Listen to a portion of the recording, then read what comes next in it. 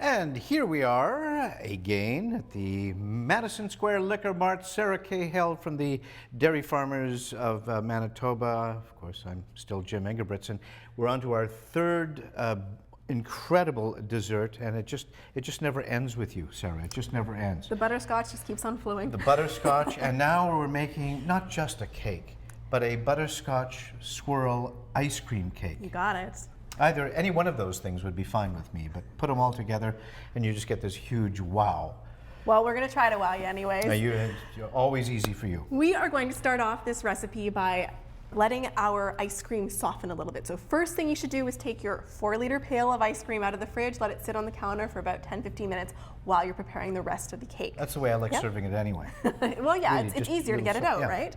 So the next thing we're going to do is we're going to prepare our chocolate fudge sauce. So we've got some cream which is simmering here. It's just to a simmer. We're going to add it to our bowl of chocolate chips. Now? Yeah, you can add it now. And we're just going to let it sit. We're not going to touch it yet because we want those chocolate chips to melt up nice and gooey. We're done with this? We're done with that. All Yeah, right. it's all off.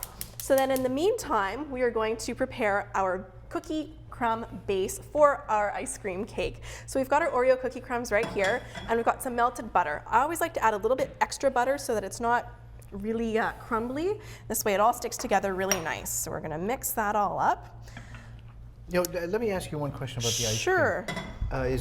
Is this a recipe that should be made with ice cream? And I guess the reason I ask is when you go shopping, depending on where you shop, you know, there could be a quarter of a mile of freezers with various kinds of lovely dessert, ice cream-like looking desserts. Exactly. When you're looking for an ice cream to make an ice cream cake, make sure it says ice cream.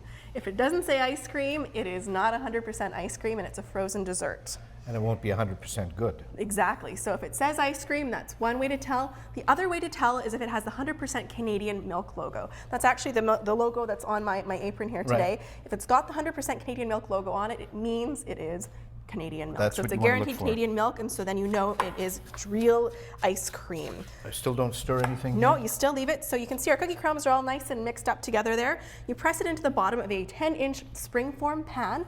I like to bake it off because then it kind of, you know, makes it more of that nice cookie rich flavor. Gotcha. And it also sticks together a little bit better. Oh, all right. All right, so now that we're done this, you can actually mix up these chocolate chips in our cream.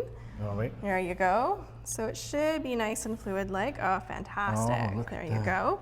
I'm going to add a couple tablespoons of butter too. This There would you make a go. nice drink. There you wouldn't go. Not once it's all melted. It's going to get nice and fudgy and gooey, hopefully. Yeah. So I'll let you keep stirring there. And in the meantime, we're going to soften up our ice cream just a little bit. All right. So we've got our ice cream, which has been sitting out for about 10-15 minutes or so. You can see it's already nice and soft, but we're going to actually soften it further by beating it up a little bit. So I've got some hand beaters here, and we're just going to beat it a little bit. Now the trick is to beat and make it soft, but not liquefy. And is that just because it makes it easier to work with then? Absolutely. It makes it much easier to work with, easier to spread, and as you can see, it really and truly looks like soft ice cream.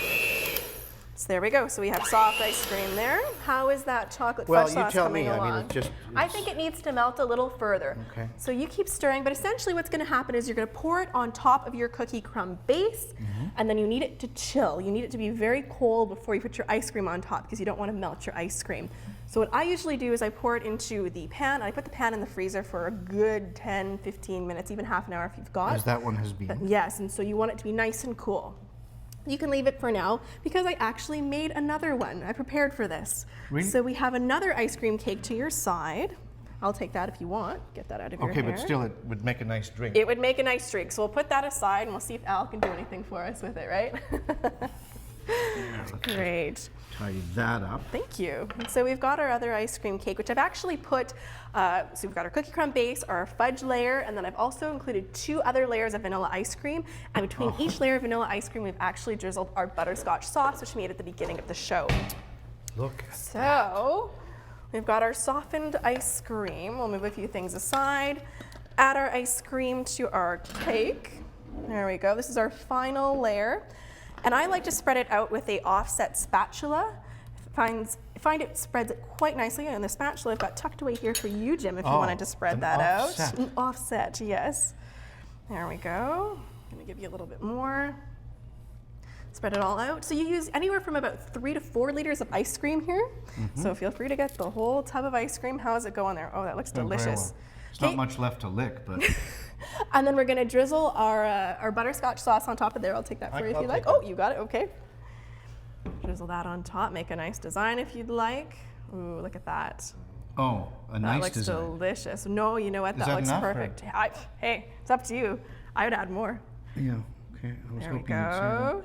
And then we garnished it with some crushed score bar, and voila. So this is a really great recipe. You can use anything you want. This is basically just the base for the recipe. So you could put chocolate sauce in here, you could put strawberry sauce, you could put Gee, anything you want. Oreo cookies, you could put anything you want in this ice cream cake. Lovely, beautiful.